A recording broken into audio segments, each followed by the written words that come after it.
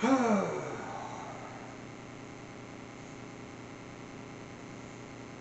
everybody. Just want to give you a quick update on what's going on around here. I just recently got to go out shooting for a little bit and got to go ahead and sight in my 300 blackout with the new Monstrum. What is this? 2 to 7 power scope with illuminated reticle. It's got a 32 millimeter optic. This thing actually did pretty good. I sighted in 100 yards. It's 300 blackout, like I said. I was running 150 grain bullets out of it. I can't really give you an idea what the speed of them was. I haven't really checked. It's got a nice cheap optic. Monstrums are pretty good. This shot about a 1-inch group at 100 yards out of a rest. I know a lot of you say, well, it's not really that good. You're right, it's not, but for what I'm going to be doing with this, that's pretty good. I'm planning on, as far as accuracy goes, 100 yards, pop can, that's kind of my goal with this. Shooting anything much larger than that at that range is probably not going to be much use. I really wouldn't even try to take a deer with this at that range. Your bullets are traveling so slow, I mean, it would take a deer down, but it's not something I would feel confident using. As far as it goes though, the scope did good. It's got a real nice field of view at that range. And I just really like it. So, due to the fact that this is its second focal plane, what I did was I went ahead and cranked it up all the way to its highest magnification of 7 and went ahead and sighted in at that. The reason I say that because it's second focal plane is because first focal plane scopes, your elevation or point of aim doesn't change whenever you change your magnification. Second focal plane, which is what this does, it does change your point of aim, but your crosshairs stay the same size throughout the entire magnification range. Whereas with first focal plane, as you increase magnification, so does the size of your reticle. So, or your crosshairs to those who aren't in the know. Second thing, like I said, also 223, got to sight this sucker in, roughly the same, probably a little bit larger group, maybe about 1.5 inches. The 300 blackout, while it did have bullets touching, it was about 1 inch, 1.5 inches, depending on how careful I was being. This guy seemed to be about 1.5 inches no matter what. Now, I'm not going to lie and say that this had any good ammo. Neither did the 300 blackout. The 300 blackout was running factory ammo, which was pretty good, but I don't know how good it was comparatively. What I do have now, what I actually just got done loading up, is a full complement. I think it's about 120 rounds of 190 grain Nosler SST bullets. These should be running about 1,600 feet per second, so that's what I'm going to be using for this foreseeable future in my 300 blackout. As far as this goes, the 223 gets the same junk ammo that I've been cranking, well, not really junk, but it's getting the same ammo I've been cranking out of my auto press for this whole time. It's standard 55 grain full metal jacket, running, I think, 2,900 to 3,000 feet per second. It's got 26.5 grains of, oh shoot, what was that? Winchester 748 in it. That's the powder I'm running. So, not a lot of quality control going into this. Like I said, it's coming off of my press just as fast as I can crank it out. What I did do recently was, I was worried about this being in a magazine and getting knocked around and potentially having a bullet pop loose and spilling powder all down inside the magazine. Recently, I've decided that that's not such an issue that I need to worry about, so I went ahead and got rid of the crimp, which might be actually why this is having the larger spread that it's got. So, crimping ammo, it makes it safer for transport, makes it better for knocking it around, stuff like that, but honestly, I'm not going to be doing anything with these guns. It's going to require a full-on, I'm not using my magazine as a hammer, something like that. So really, the odds of it actually knocking a bullet loose are pretty low, and honestly, it'd probably be such a low possibility that I'm not really too concerned about it. But if it does happen, I'll, lesson learned, I'll go ahead and go back there and crimp on my bullets. But yeah, also, same exact scope as this. It's a Monstrum 2-7 by 32, slightly different. Went ahead and stuck with a black theme. This rifle's all black. That rifle is tan and gray and sort of a crap green color. Part of that is, like I said, everything for this rifle is black, including the magazines. I'm running P-mags for this rifle, black.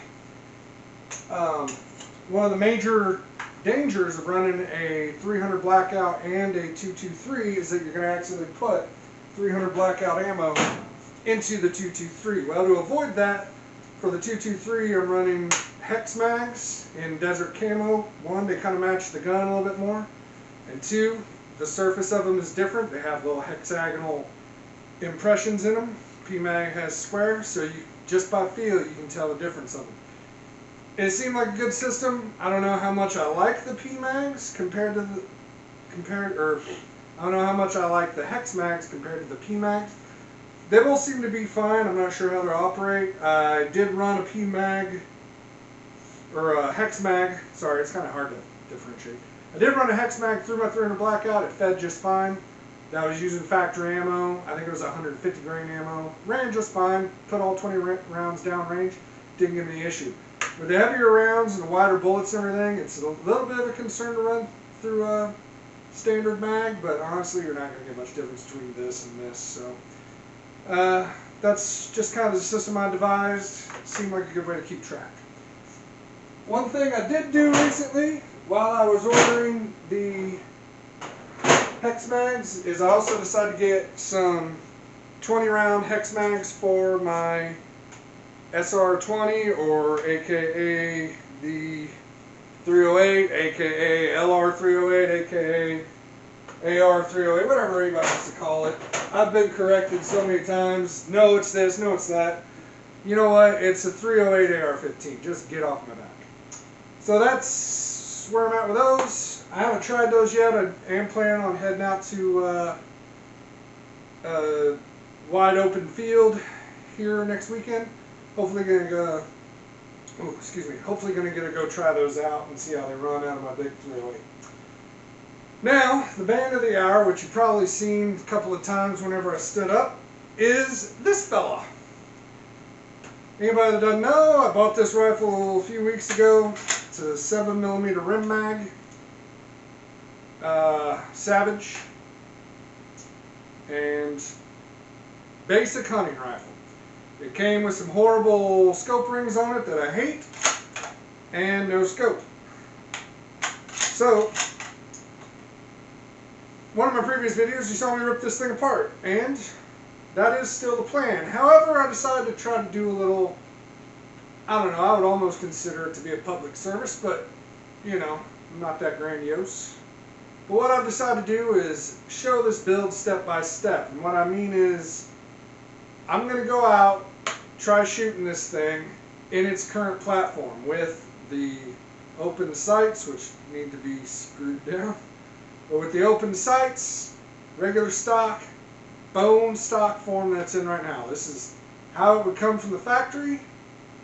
This is how I'm going to shoot it. So that's going to happen first. Then I'm going to follow what I consider to be a natural progression for your standard shooter, hunter, whatever. In that, first things first, I'm going to start making improvements. First improvement, going to be a scope. Now, is it going to be a scope that your average hunter would pick up? No, I'm not going to go out and buy what I would consider to be a bad scope and drop it onto a decent rifle, or potentially crappy rifle, depending on how this thing shoots. But basically, I'm going to make improvements as I go. Like I said, starting off with a scope.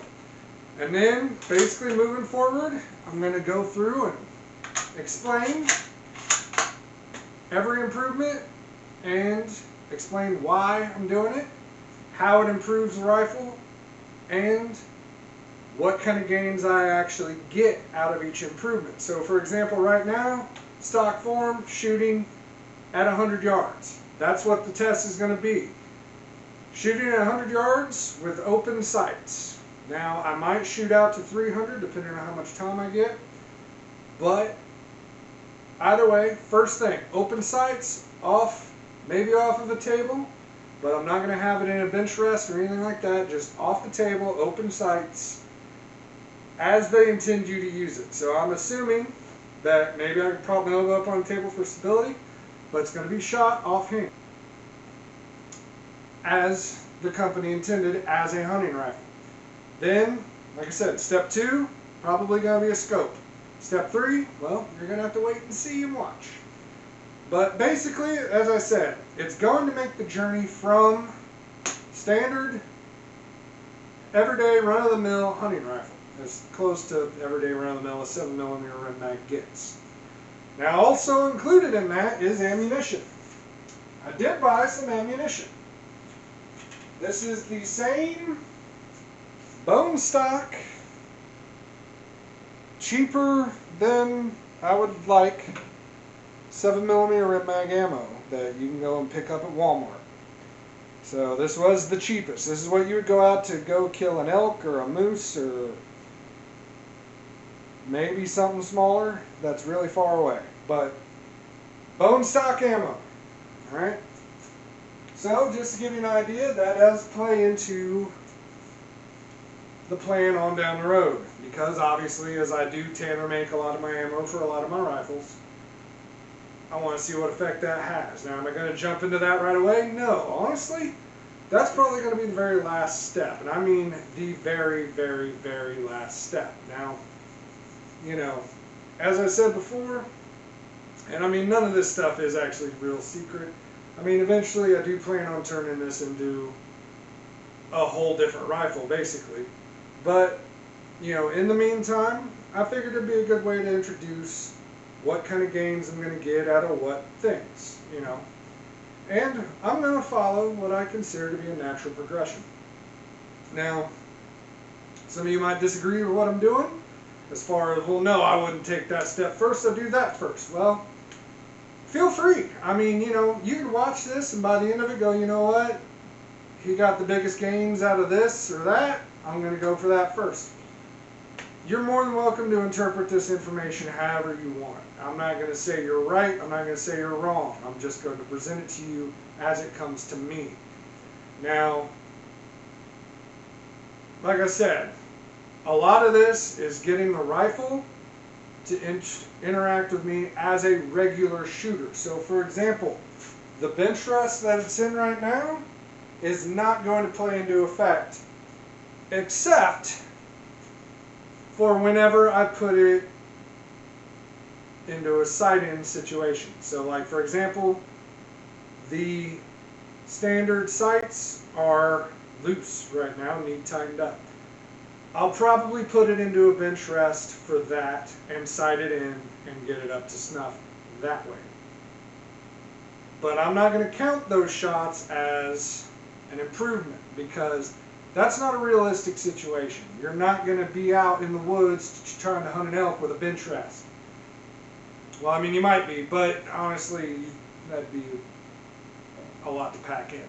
So, yeah, I mean, short of sighting it in, I'm going to sight it in as best as I can, get it on target as best as I can, and efficiently as possible, because, I ain't gonna lie, these bullets ain't cheap.